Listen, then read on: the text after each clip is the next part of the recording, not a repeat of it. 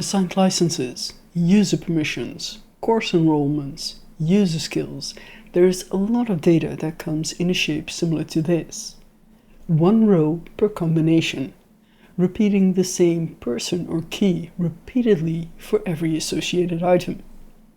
A pivot changes that tall and narrow shape to a more compact format that makes patterns easier to spot. You've probably pivoted data before. In this video, I'll show you how to create these 6 outputs. We'll cover what controls the different sections, where new columns come from, what groups rows, and what's placed on the grid. Once you understand that, you can create any output you need. We'll encounter one behavior I haven't seen documented anywhere, but we'll get to that. Hi, I'm Melissa, and it's good to have you here. If you want to follow along, the resources for this video are available on GitHub. You'll find a link below in the description. Here's our sample data, an API access list. 2 columns, where each row represents one user API assignment. Wendy has 3 APIs, Jane 2, Belle and Lily each have 1, and Moira has no API access. Before you pivot anything, there are 3 things worth checking. First is the presence of nulls. Moira's API column contains an empty string. It doesn't contain a null. If you want to keep her in the output, an empty string works. Or you can replace that by something more meaningful, like none or no access. Just make sure that there are no nulls. And a replacement value matches the type of all other values within that column, in this case, text. Or if not relevant to the result, you could filter out users with no API access. The second is to normalize text. Leading or trailing spaces, inconsistent letter casing. Power Query treats every variation as a different value. Therefore, you have to ensure that everything that should be considered equal matches exactly. And finally, duplicate rows. Decide if you need distinct combinations only. I'll explain why in the upcoming example. First, let's answer which users have access to each API. We can answer that by pivoting on the API column. So let's make sure that that is selected. Power Query will add a column for every API that's listed here. This controls the new columns. So let's head over to the Transform tab and select Pivot Column. This dialog shows, and it's asking you for the values column. With only 2 columns in our dataset, there's one option remaining, users. This will fill the cells in the grid. But how it fills those cells is determined by the advanced options here. So let's open that up and take a look. This shows all of the different aggregation options. Every option listed here, except for don't aggregate, will return a number. To keep the original values, we'll select don't aggregate. With no leftover columns in our dataset, there will be no grouping for the row access. So let's click OK. This returns both errors and values. Let's look inside the formula bar and understand the function first. Our action called the Table.Pivot function. It was invoked on our source table. The column we decided to pivot on, API, appears as second argument. Its distinct values are used as pivot values and provide new column headers. It's also named in the third argument, the attributeColumn. The column we selected from the dropdown, user, is named as fourth argument, the valueColumn, to fill cells on the grid, where it intersects with the attribute. But why do we see errors? Let's click on the white space so we can see the error message down below. The error message reads, there were too many elements in the enumeration to complete the operation. It's important to understand that when you set the option don't aggregate, no fifth argument is provided. And Table.Pivot expects to find exactly one thing at every attribute value intersection. If more than a single value is found, this error is raised. So without an aggregation function, every cell must resolve to exactly one value. No more, just one. To see what's passed to the grid, we must use an aggregation function. So inside the formula bar, I will add a comma, use the each expression and provide it the underscore. This function will receive whatever was collected and will return that value unchanged. Let's hit that tick.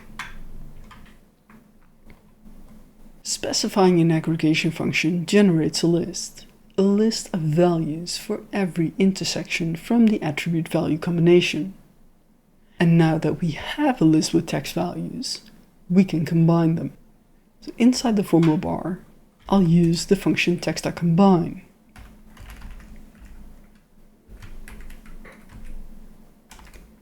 Provide a separator. And let's hit that tick. The aggregation function always receives a list. Any function that processes a list and returns a primitive value can be passed here. If a pivot produces exactly one row, like this example, you could expand those lists into new rows. And here's how. We have the same expression in the formula bar as before. We pivoted our source table on the API column, passed user as values, and passed an aggregation function each underscore to get to the list of values. Now I'll create a manual step by pressing the fx in front of the formula bar. I'll use item access to access the first row of values. Extract all of the record values.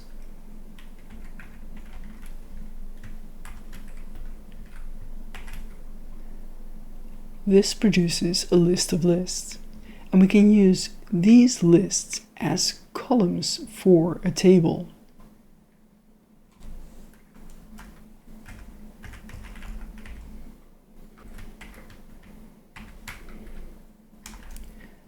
Pass it column names.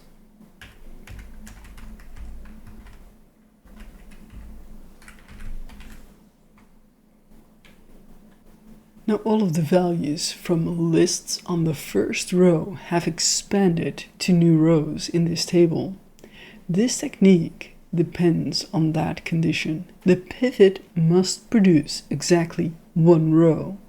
If a pivot returns multiple rows, all rows except the first one would be disregarded and you'd lose data.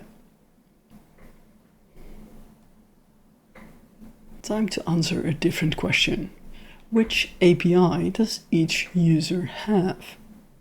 We want grouped rows on user and split API across columns. Select the API column, head to transform, pivot column.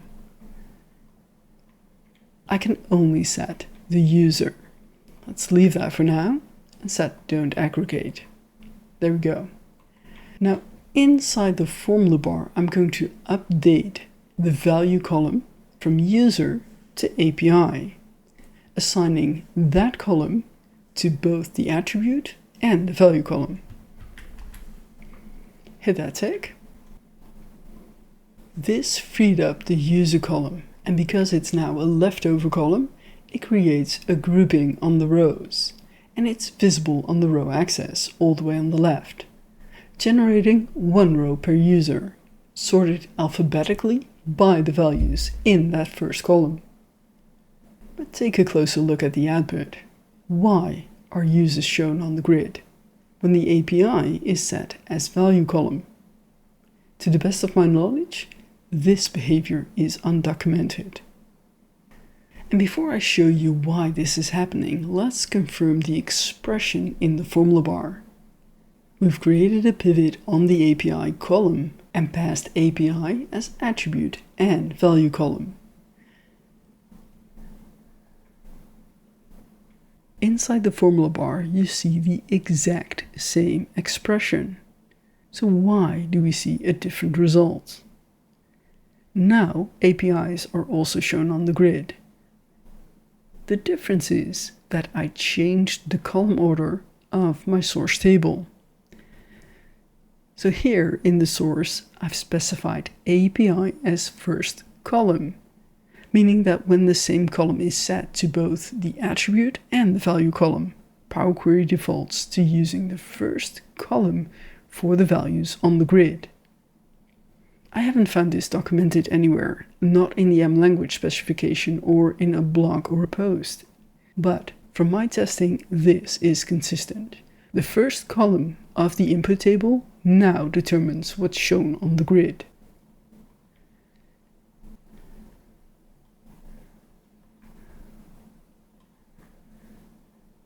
So now you understand what each parameter does and how it controls the columns, the rows, and the grid. Let me show you one more output format. What if you wanted to answer the question, does a user have access, true or false? There are two approaches you could consider. The first uses a helper column. So let's create that. I will create a custom column here and just specify the values as true. Hit OK. We can pivot on API, so head over to Transform, Pivot Column. Set our custom column to the values and don't aggregate those. There we go. The grid shows true at each intersection and a null for everything else. You could leave it like this or add another step, replacing all of those nulls with a false. But with everything that we've come to understand about the Table.Pivot function, there's a far more straightforward approach, and that's using the fifth parameter, the aggregation function. So let me show you. When you use the built-in aggregation count, not blank, the function List.NonNullCount is used. That produces a matrix filled with the numeric values 0 or 1.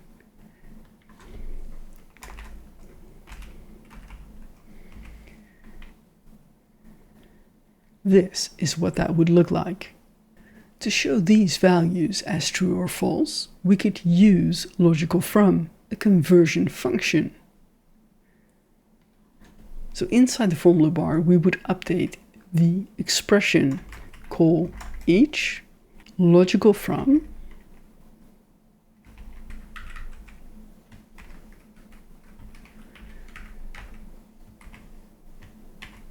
pass the underscore to the List.NonNullCount function, and close that off and hit that tick. One aggregation function, no additional columns, true and false across the grid. Now that is pretty cool. The UI is an awesome place to get started. The formula bar will let you go further. The same column pattern, a custom aggregation, all of that comes from understanding what each parameter does. And if you ever found that first column behavior documented anywhere, I'd like to know. Please leave it in the comments. Well, thank you so much for watching. Till next time.